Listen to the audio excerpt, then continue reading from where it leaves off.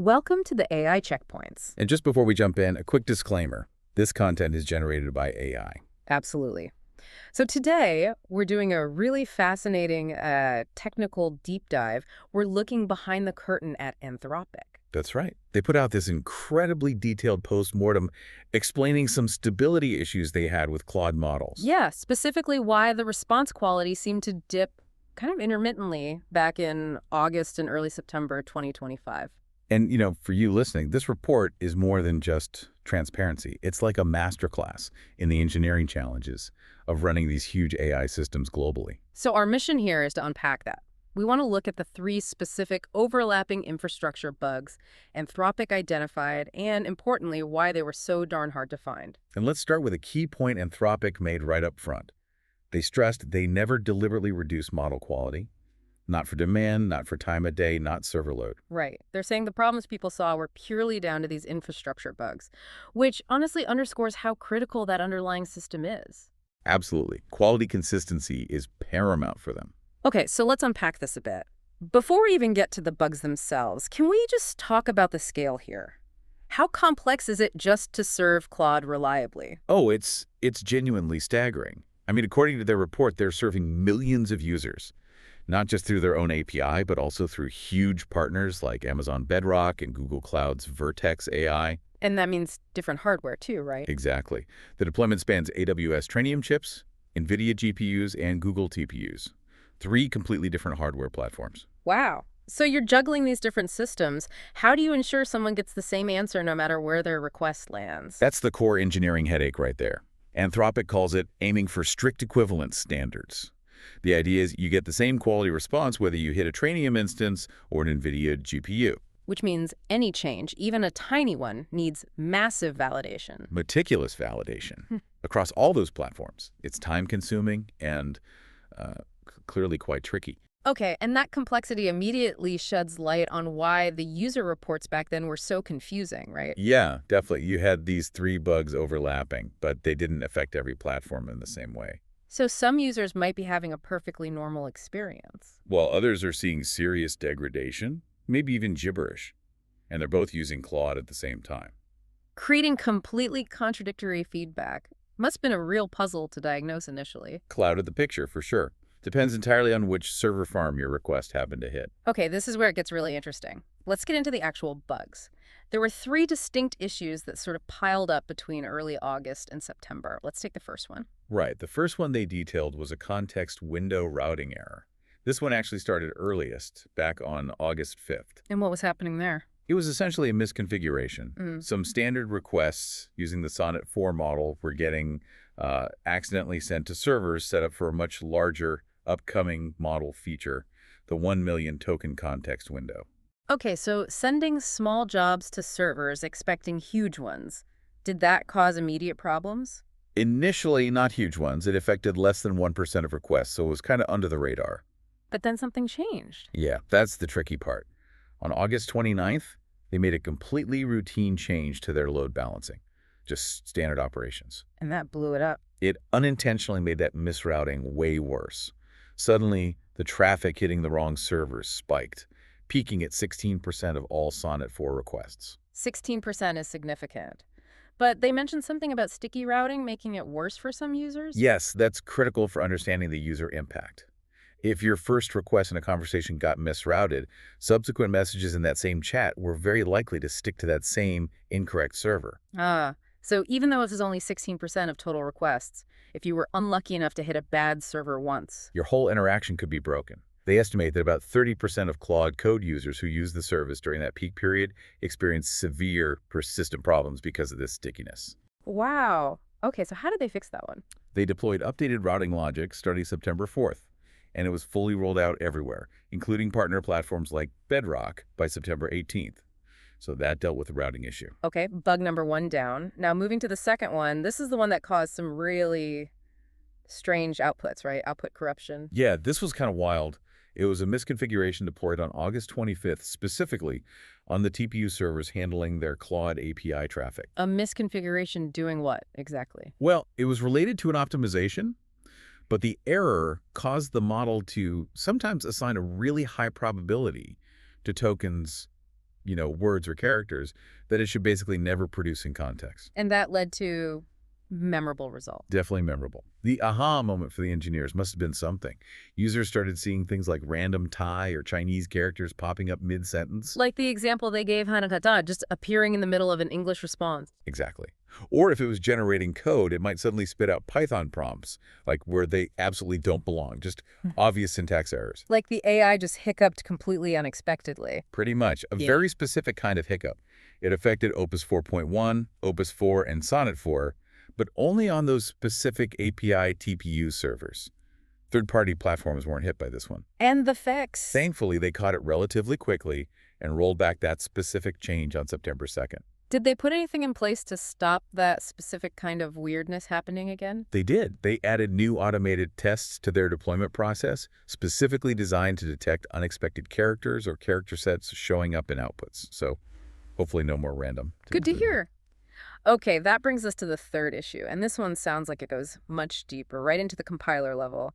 The approximate topk xla.tpu miscompilation. That's right. This one is fascinating because it was a latent bug sort of lurking deep within the compiler software itself. Okay, let's break down xla.tpu compiler for a second. TPUs are Google's hardware, we know that. What does XLA do? Think of XLA as the crucial translator. When engineers write AI code, maybe using a framework like JAX, XLA takes that high-level code and translates it into the super-optimized, low-level machine instructions that the TPU hardware actually understands and executes. And its main job is speed. Speed and efficiency, absolutely. It optimizes the code heavily. But sometimes, those optimizations can uncover, or in this case, trigger underlying issues. So what happened here? On August 25th, same day as the other misconfiguration, interestingly, they deployed a change intended to improve how the model selects the next token, the next word. Okay, a performance tweak. Exactly. But this tweak inadvertently triggered this hidden bug within the XLA compiler. And which models did this affect? They confirmed it impacted Haiku 3.5, and potentially Sonnet 4 and Opus 3 requests hitting the API as well. Another tricky one to pin down, I imagine. Very. And the fix involved rolling back that change, which they did in phases September 4th for Haiku, September 12th for Opus 3. So what was this compiler bug doing? Why was it so latent and hard to find? Okay, this gets into the weeds a bit, but it's really interesting. It boils down to how the model samples the next word and a mismatch in numerical precision. Let's start with sampling. How does Claude pick the next word? Basically, after calculating the probabilities for all possible next words, it doesn't just pick the single highest one. It uses techniques like top sampling to choose from a set of likely options to make the text sound more natural and less repetitive. And doing that involves sorting those probabilities. The massive sorting operation, yeah. And because these models are too big for one chip, that sorting has to happen in a distributed way across many chips. It's complex. Okay, and the bug was in that sorting, related to precision. Exactly. It's about mixed precision arithmetic. Models often do their main calculations using 16-bit formats like PF16 for speed and memory efficiency. Right. But the XLA compiler, trying to optimize, sometimes converts parts of the calculation, like sorting operations, to a higher 32-bit precision, FP32. Why would using more precision cause an error? That seems counterintuitive. It's about consistency. If part of the system uses 16-bit math and another part uses 32-bit math for the same comparison, they might slightly disagree on which number is bigger, especially with very close probabilities. Like tiny rounding differences leading to different outcomes. Precisely. This disagreement could mean that the token that actually had the highest probability according to the 16-bit model calculations might effectively disappear from the list being considered by the 32-bit sorting operation. Wow. The best option just vanishes. And they mentioned a previous workaround. Yeah, apparently a fix they put in way back in December 2024 for a different issue was unintentionally masking this deeper compiler bug. When they removed that old workaround as part of other updates in August, boom, the XLA bug was exposed. A hidden dependency. Classic software problem. A really deep and subtle one, and it ties into this concept of approximate topk they were using. What does approximate mean there? A faster, good enough sort? Essentially, yes. Instead of finding the mathematically exact top probabilities, which can be slow, approximate topk uses clever shortcuts to find roughly the top options much faster. It gives a big performance boost. But the compiler bug messed up this approximation. Terribly. Because of the precision mismatch bug, the approximation wasn't just slightly off, it could return completely wrong results sometimes. And annoyingly, whether it failed depended on things like the batch size and the specific model configuration. Very hard to consistently reproduce. So faced with this, Anthropic had a choice: speed or correctness. And they made a clear choice. Model quality is non-negotiable. They decided to switch off the faster approximate top implementation. And go back to the slower but guaranteed correct version. Exactly. They went back to the exact topic calculation. They also standardized some of those key sorting operations to always use FP32 precision to eliminate that mismatch. So they basically accepted a performance hit, slightly slower responses, maybe in exchange for absolute reliability and correctness. That's the trade-off they made: a small efficiency impact for guaranteed quality. Okay, so we've got the three bugs: routing, weird token corruption, and this deep compiler precision issue. Looking back, that first bug, the routing one, only became a major issue after a standard load balancing change. Why was it so hard for their internal tests to catch these things before users reported them?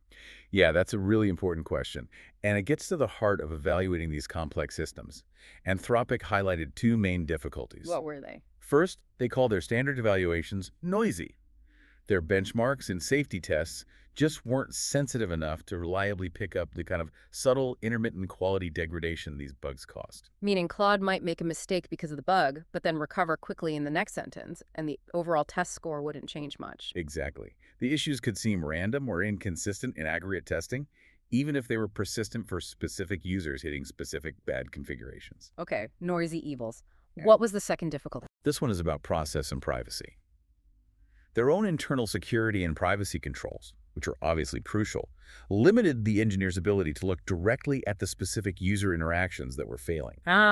So they knew something was wrong from user reports, but they couldn't easily grab the exact problematic conversations to reproduce the bug internally. Right. Protecting user privacy is paramount, but it created a barrier to debugging these specific, hard-to-trigger failures. You can't easily examine the raw data needed to pinpoint the root cause. That's a fundamental tension in operating these services, isn't it? Balancing privacy with the need to debug effectively. It absolutely is. Most companies rely heavily on anonymization and aggregation, looking at trends rather than specifics. But, as this shows, sometimes you need the specifics to crack a really subtle systemic issue. So what's Anthropic changing now to prevent this happening again, or at least catch it faster?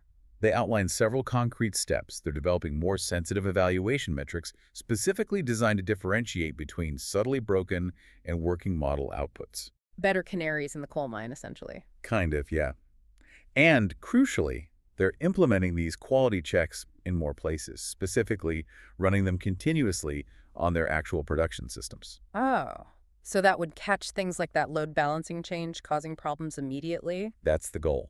Catch configuration errors or load-dependent bugs as they happen in the real environment, not just in offline tests. Makes sense. Anything else? They also mentioned developing faster internal debugging tools. The aim is to let them utilize community feedback, those user bug reports, more effectively to track down issues, while still rigorously protecting user privacy. So they're doubling down on the value of user reports. Absolutely. They explicitly ask users to keep using the bug command or the thumbs down button when they see odd behavior. That feedback is vital for spotting these kinds of systemic infrastructural problems that internal tests might miss. So if you're a Claude user out there, your feedback really does matter. It's critical input, clearly, pulling this all together. These incidents really underscore something important. What's that? The bottleneck for truly reliable, high-quality AI often isn't just the model training itself anymore. It's the incredibly complex, sprawling, sometimes fragile infrastructure stack underneath the model, especially when you're trying to guarantee identical performance across all sorts of different hardware. Yeah, the plumbing is just as important, maybe more important sometimes, than the AI brain itself. And that decision to switch from approximate back to exact top pair, that feels really significant to me. How so? It just perfectly captures this constant tension in AI engineering, doesn't it? The relentless push for more performance, more speed, more efficiency, versus the absolute need for correctness, precision, and reliability. The trade-off. Exactly. How much potential quality are you willing to sacrifice for speed? And in this case, Anthropic drew a line and said, nope, quality comes first, even if it means taking a slight performance hit. It makes you wonder, what compromises are acceptable elsewhere in this race for faster, bigger AI? It's a fundamental question for the whole field, really. Where do you draw that line? A powerful statement on prioritizing reliability. Well, that's our deep dive into the engineering challenges behind Claude's recent stability issues. A fascinating look under the hood. Hit like and subscribe if you like the content. See you next time.